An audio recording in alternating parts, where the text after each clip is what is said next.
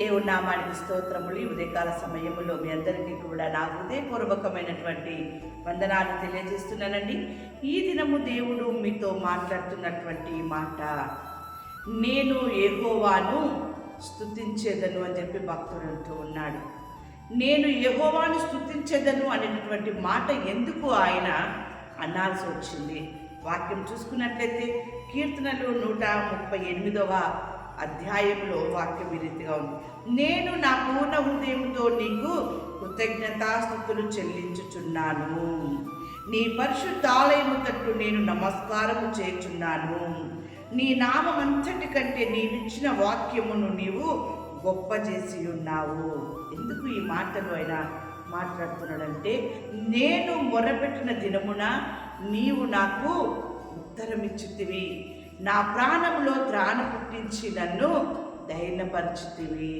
దేవుని బిడ్డలారా, భక్తుడు ఎందుకు దేవుణ్ణి స్తుతిస్తూ ఉన్నాడు అంటే, ఆయన మొరపెట్టినప్పుడు దేవుడు అతనికి ఉత్తరం ఇచ్చి ఉన్నాడట.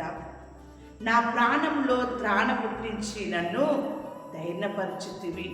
ఎలాంటి భయంకరమైనటువంటి స్థితిలో దేవునికి ఆయన మొరపెట్టి ఉంటాడు. అలా మొరపెట్టినప్పుడు దేవుడు ఆయన జీవితంలో చేసిన అద్భుతమైన కార్యమును బట్టి ఆయన దేవుణ్ణి స్తుతిస్తూ ఉన్నాడు. హృదయపూర్వకంగా నీకు కృతజ్ఞతాస్తుతులు చెల్లించుచున్నాను అంటూ ఉన్నాడు. నీ పరిశుద్ధాలయము తట్టు నేను నమస్కారం చేయుచున్నాను అంటూ ఉన్నాడు. భక్తుడి జీవితంలో దేవుడు అద్భుత కార్యం జరిగించినప్పుడు, నీవు మొరపెట్టినప్పుడు నీ జీవితంలో కూడా దేవుడు అద్భుత కార్యం జరిగించి ఉంటాడు. నీ జీవితంలో చేసిన ఆ అద్భుత కార్యమును బట్టి ఈరోజు నీవు నీ కుటుంబం అంతే కూడా దేవుని మందిరానికి వెళ్ళి ఆయన మందిరపు ఆలయములో ఆయన ఆరాధించాలి. మీరు ఆయనకి కృతజ్ఞతాస్తుతులు చెల్లించేవారిగా ఉండాలి. ఆయనను మీరు స్తుతించేవారిగా ఉండాలి. దేవుని బిడ్డలారా, ఈరోజు దేవుడు మీతో మాట్లాడుతున్నటువంటి మాట కూడా అదే. రోమీయులకు రాసిన పత్రిక 14వ అధ్యాయము 11వ వచనంలో వాక్యం ఈ రీతిగా ఉంది.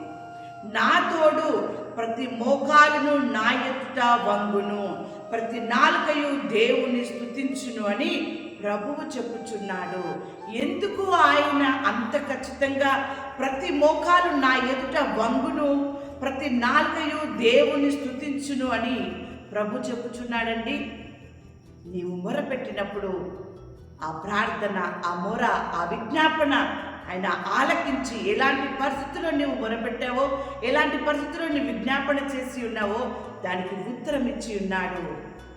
నీ మొరని ఆలకించి నీకు ఉత్తరం ఇచ్చి ఉన్నాడు గనుకనే ఖచ్చితంగా వారు నా మందిరంలోనికి వస్తారు, నన్ను స్తుతిస్తారు, గణపరుస్తారు, కృతజ్ఞతాస్తుతులు చెల్లిస్తారు అని చెప్పేసి అని ఆయనకి నీ మీద నమ్మకం ఉంది. దేవుని బిడ్డలారా, అందుకని నా తోడు ప్రతి మోకాలు కూడా నా ఎదుట వంగును అని చెప్పేసి అంటుంది.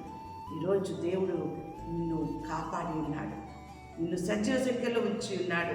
ఎందుకో తెలుసా? ఆయన నీడలని, కుటుంబం ఎడలని, పిల్లల ఎడల చేసినటువంటి మేలు ఉపకారములకి నీవు ఆయనకి కృతజ్ఞతాస్తుతులు చెల్లించాలని నీకు వాక్యం సెలవిస్తూ ఉంది కదా. యెషయా గ్రంథము 38వ అధ్యాయము 19వ వచనం, సజీవులు సజీవులే కదా నిన్ను స్తుతించుదురు, ఈ దినమున నేను సజీవుడనై నిన్ను స్తుతించుచున్నాను. అవును దేవుని బిడ్డలారా, ఈ రోజు వరకు మనం సజీవ సంఖ్యలో ఉన్నామంటే ఆయన ఇచ్చినటువంటి ఉత్తరమే. ఆయన నీ జీవితంలో ఆయన చేసిన మేలు గనకనే ఆయనని మనము స్తుతించేవారిగా ఉండాలి. ఈ దినమున నీవు నీ కుటుంబము సంతోషంగా ఉన్నారు, సమాధానంగా ఉన్నారు.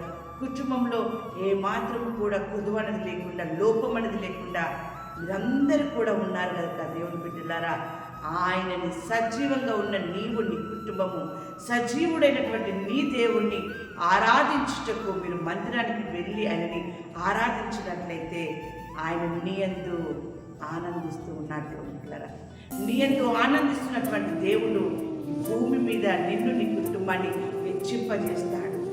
ఆ రీతిగా నిన్ను, నీ కుటుంబాన్ని ఆయన ఆశీర్వదించును గాక.